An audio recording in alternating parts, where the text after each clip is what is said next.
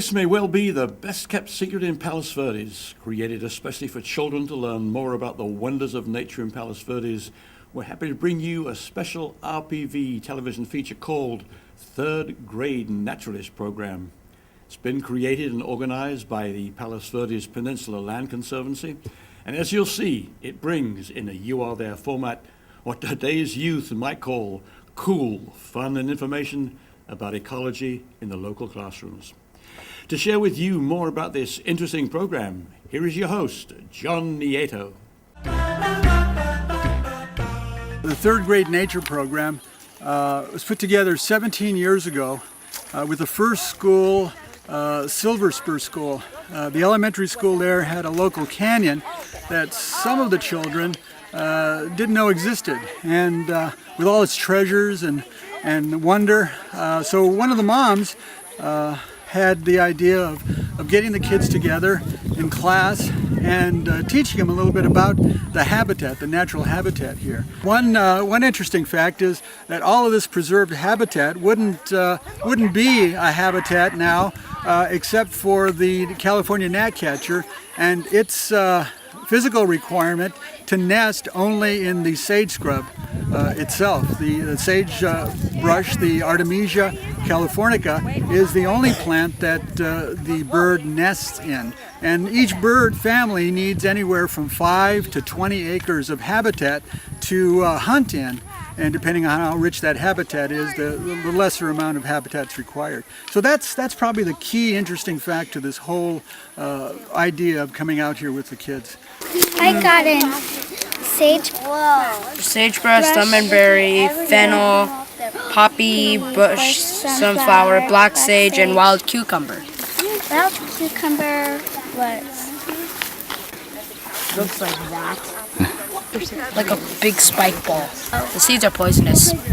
I'm Sigrid Storer. I'm the education director with the Palos Verdes Peninsula Land Conservancy, and I guess I oversee the third grade program, which is very successful and self-ran by John Nieto. So part of the uniqueness of the program is that the morning of our field trips, the parents of the third graders come out and learn about the local wildlife and plants so that they're actually the ones teaching to the small groups of students. And it's a really great way to get the families and the local community involved with the Palos Verdes Land Conservancy. So these started out as like fuzzy green tennis ball looking things. They're not edible, and then eventually these little spikes would grow out of it. Ouch. Inside there are seeds, but the seeds were not edible. In fact, they're poisonous. They would use these like marbles, or they would string them up as necklaces, and if they wanted to catch fish, they could grind it up, and it would stun the fish, so the fish would float to the top, and then they could gather up the fish and then cook it, and then it would be safe to eat.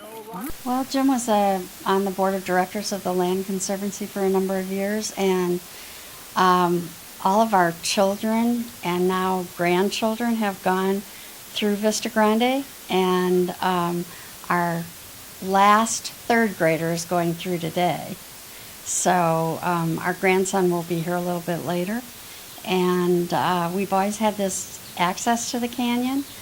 And for years, the third graders and their teachers and parents hiked up Abbotswood Drive and over to the trailhead.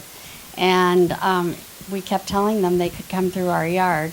And eventually the school district allowed that, but they have insurance issues. So now they give us insurance for the day that the kids come through. So we're happy to do it. Yeah, and we've been doing it now for about 5 years, and we just love it when all these third graders show up, and it's a pleasure to be able to provide the access, and just what the Land Conservancy does for these kids is just wonderful. Some of the Indians made this, made like something out of this for no toothaches. The sagebrush, the Indians rubbed it all over them and put them on when they were hunting so the animals don't run away. The bees do not sting. They're California bees. And so it's evolved to now include all 10 schools in the Palos Verdes district, also Heritage School here on the peninsula. And now we have a total of 22 schools, with most of the schools being off the peninsula. We have schools in San Pedro, Torrance, Redondo Beach, Carson, Lomita, Harbor City, and they just love the program. The teachers are just in love with the program itself. For years now, they want us to come back, and so every year we bring the program back to the kids.